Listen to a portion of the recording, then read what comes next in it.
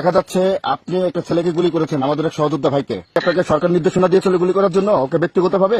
দ্বিতীয়ত হচ্ছে আপনি যেভাবে ওকে থাপড়াইতে থাপড়াইতে আপনার ফোর্স সহ যেভাবে নিচ্ছিলেন, একটা কথা মনে রাখবেন, এটা গোপালগঞ্জ। এখন আমাদের দেওয়ালে পিঠ থেকে গেছে, সবারই তো ফ্যামিলি আছে।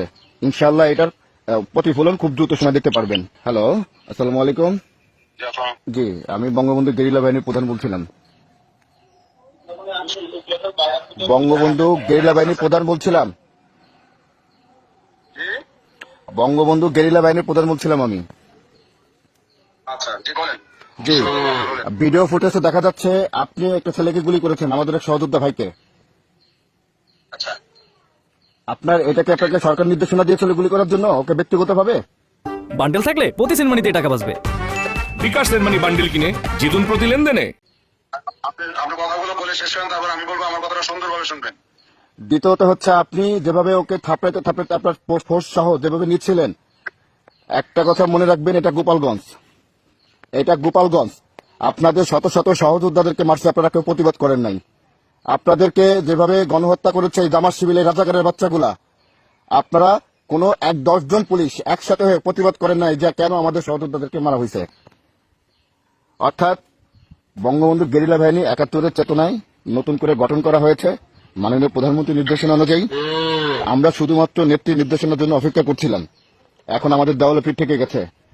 আপনারা যারা প্রশাসনে যারা আছেন, আমি মনে করি হিজলা হিসেবে এরা আছেন। কেন আছেন? এত অন্যায়, এত অবিচার, মবের শিকার কোনোদিন বাংলাদেশের ইতিহাসে হয় নাই ৭১-এর ছাড়া। ঠিক ৭১-এর পুনরাবৃত্তি এখন হচ্ছে।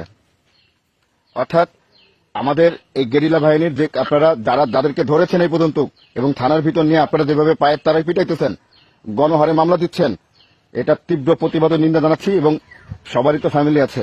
ইনশাআল্লাহ এটার প্রতিফলন খুব দ্রুত সময় দেখতে পারবেন। আপনি বলা। জি, বলুন আপনি। হ্যাঁ, বিষয় হলো আপনারা যে ছবিটা দেখে, যেটা আমাকে বিভিন্ন লোক, প্রায় ৩-৪ হাজার লোক আমাকে ফোন দিয়েছে। আগে আপনি যদি বঙ্গবন্ধু গেরিলা বাহিনীর প্রধান হয়ে থাকেন, তাহলে আলহামদুলিল্লাহ আপনি একটা লিডারশিপে আছেন, অনেক বড় মাপের একজন। আমি আপনাকে অনুরোধ করবো যে ছবিটা দেখে আপনারা চিল্লাইতেছেন, ওই ছবিটার 2টা ছবি একটু পাশাপাশি নিয়ে তারপর এটা মিলাবেন। যে আমার ছবিটা ওখানে যেভাবে পেস্ট করা হয়েছে, আর যে অফিসারটা ওখানে দেখলেন যে টেনে নিয়ে যাচ্ছে, তার কাঁধে দেখবেন যে 2টা স্টার আছে, 2টা স্টার। আর আমি এজ এ ওসি হিসেবে আমার কাঁধে দেখবেন একটা টিপস বা বল্টু বলি আমরা, একটা বল্টু আছে। এটা হচ্ছে আমি কোরালীপাড়া থানার ওসি। ওই দিন আমার থানাতেও কম বেশি ঝামেলা হয়েছে। সেই ঝামেলা মিটাতে যে বা সেই ঝামেলাকে সামাল দিতে যে আমি অনেকটাই হিমশিমে ছিলাম। যে কারণে আর যে ঘটনার কথা বলতেছেন, এই ঘটনাটা হচ্ছে গোপালগঞ্জ সদর থানায়, আর আমি হচ্ছে কোটালীপাড়া থানা। আমার থানা এখান থেকে ওই থানা, ওই জায়গার দূরত্ব হচ্ছে 26 কিলোমিটার। আমি আমার থানাকে কন্ট্রোল করতে পারি না, আর আমি ওই থানায় কেমনে যাবো? তারপরে আর একটা বিষয় হচ্ছে যে থানার একজন ওসি, যারা ওসি হিসেবে থাকে, তারা কখনই অন্য কোনো থানায় পাড়াটা হিসেবে ডিউটিতে যান না। ওসির আন্ডারে যারা সাবঅর্ডিনেট থাকে, যারা জুনিয়র থাকে, তারা হয়তো অনেক সময় কোনো থানায় ফোর্স অফিসার শর্ট থাকলে, কোনো থানা প্রোগ্রামে যদি থাকে, সেই থানা তখন যায়। কিন্তু একজন ওসি কখনো আর একটা থানা ডিউটি করে না। এটা তো আপনাদের ভালোভাবে জানা উচিত। আপনি যে পরিচয়টা দিলেন তাতে আপনি একটা বড় ভাবের লোক। আপনি এইসব বিষয়গুলো জেনে বুঝে শুনে তারপরে যদি আপনি বঙ্গবন্ধু গেরিলা বাহিনীর প্রধান হয়ে থাকেন, হ্যাঁ, তাহলে আপনি এই কোটালীপাড়া তো সব আওয়ামী লীগের লোক।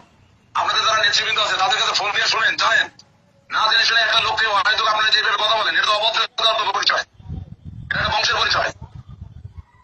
দেখেন, আমার ওখানে যারা সংগঠনের আছে তারাই কিন্তু আপনার নাম্বারটা দিয়েছে, তারাই কিন্তু আপনাদের দেখেন, আমি টুঙ্গিপাড়া সন্তান। ওসি সাহেব শুনেন, জি দেখেন, আমি টুঙ্গি আমি একটু কথা বলি, শুনেন একটু।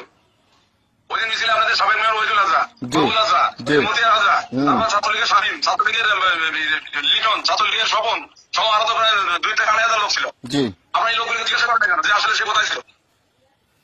এবং ওরা তথ্য দেওয়ার পরে কিন্তু আমি ফোনটা দিয়েছি। আমি জিজ্ঞেস করে কিন্তু ফোনটা দিয়েছি, কিন্তু একদম হুবহু আপনার ছবি, আপনার সবকিছু, ওখানে একটা স্টার আলা ছবি, একটা স্টার। যে আপনাকে আমি সেই ভিডিওটা পাঠাচ্ছি, আমি সেই ভিডিওটা আপনাকে পাঠাবো অবশ্যই। হ্যাঁ, আপনি মিলাই দেখবেন, দয়া করে শুনেন, আপনি দয়া করে মিলাই দেখবেন। হ্যাঁ, আমি আপনার কাছে পাঠাবো, আপনাকে সংক্ষেপে আমি তো নিজে ভিক্টিমাইজ, আমি মিলাই দেখিনি, আমি তো 1000 বার মিলেছি, আর আমি তো ওখানে যাই না। আমাদের 100 জনের মধ্যে 90 জনই বলেছে হ্যাঁ এটাই। কে বলছে? এবং আমি আপনাকে ওসি সাহেব দেখেন, আপনি একজন সরকার জনপ্রতিনিধি বাংলাদেশের একজন কর্মকর্তা।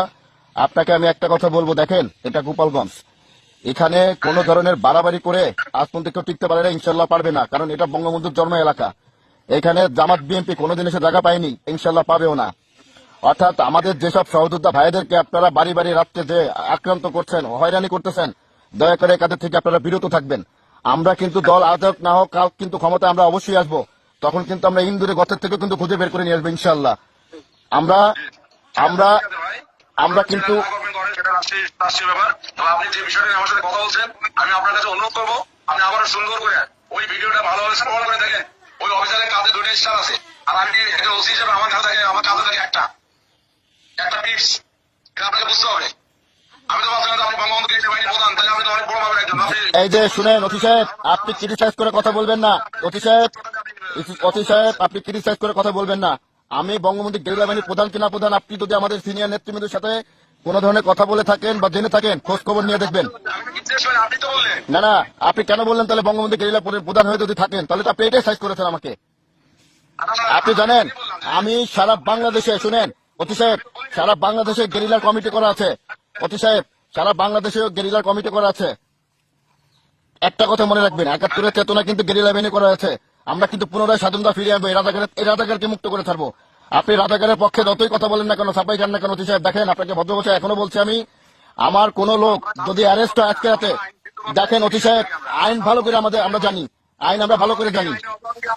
আমরা আর কাউকে দেখি না। না না, আপনারা তো নির্বিচার লোকদেরকে আপনারা অ্যারেস্ট করতেছেন। এটা ভুল কথা ভাই। দেখেন সবার কিন্তু ফ্যামিলি আছে। ওসি সাহেব আপনাকে একটা কথা বলি আমি, আপনি কমিটি মিটিং আপনার সাথে কথা বলেন। সবার কিন্তু ফ্যামিলি আছে ওসি সাহেব, সবার কিন্তু ফ্যামিলি আছে, এটা মাথায় রাখবেন। ঠিক আছে, হ্যাঁ মিলে দেখেন আপনি ছবি